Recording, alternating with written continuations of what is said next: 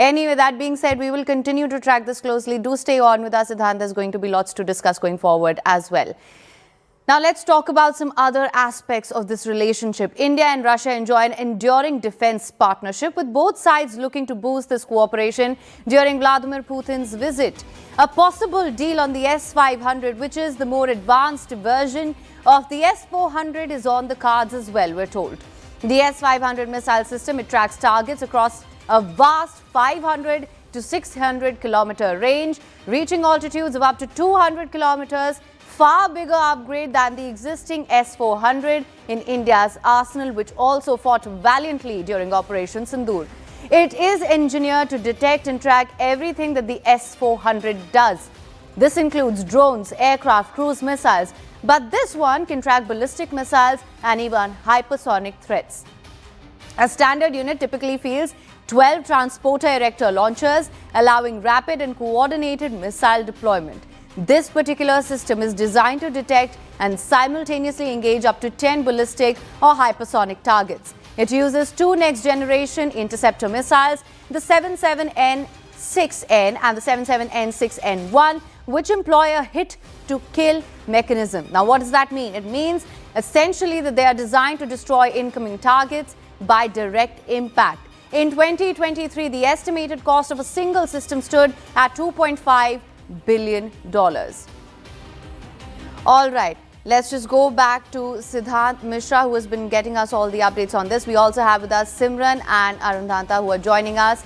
Now, Siddhant, you are outside of the Hyderabad house, I believe. If you could just take us through the engagements that have been planned through the course of the day. Well, President Putin's day will start with the ceremonial reception at the Rashtrapati Bhavan.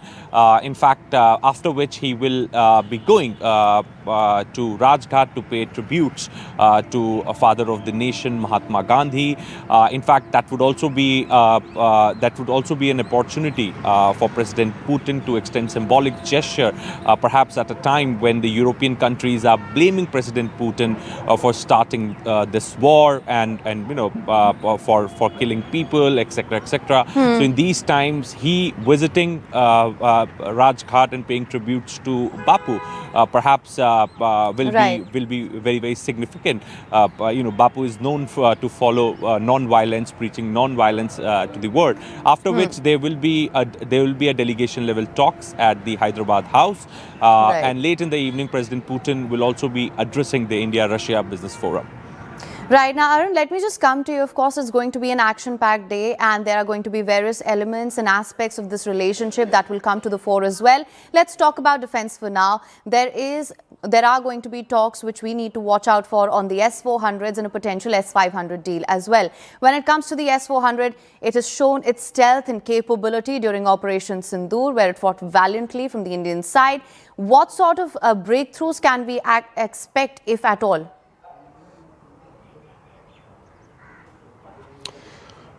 Well, see, as we were discussing earlier, that this visit of President Putin is going to be very, very important, especially in the sectors like defense, economic and the global situation. When we talk about the defense sector, of course, you rightly said S-400, it has been lethal and it has proved its mettle during the Operation Sindoor. We've only got 3 contingent of it as of now. 2 more are expected, and also we are looking for S-500. So that's something which, of course, will be discussed, and also the latest aircraft, Sukhoi Su-57, that will also could be on the agenda, because that's the latest state-of-the-art aircraft, and India, of course, would be looking for that. So in defense sector, of course, we can say that there are a lot on the table, as we have had a wonderful relationship and we've been buying a lot from Russia in terms of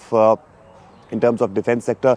BrahMos, of course, which we are making in collaboration between both the countries. There could be an advancement in that field also. We'll have to see. Now, of course, coming back to the economic area, that's going to be most important and the utmost immediate thing for India, because if you see the trade deficit between both the countries, that's something, especially for India, is something which India would want to cut down.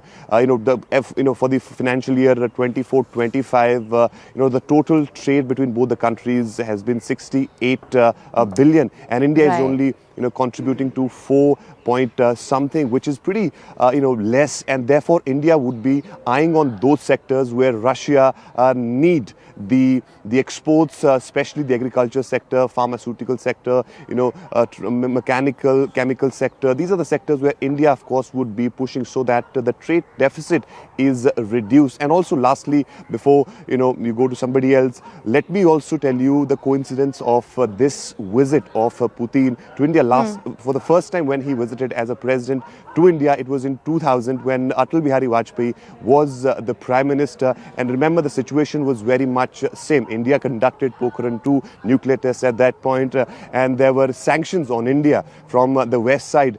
In 2025, you have additional tariff from the US's side due to, of course, buying oil from Russia, and also the relationship with Pakistan in 2000, right after Kargil war, and IC-814's hijack. We were in an acrimonious relationship with Pakistan, and the situation is very much same here. So there are things which are very much, and also lastly, of course, Red Fort attack, which happened a few days back in Delhi.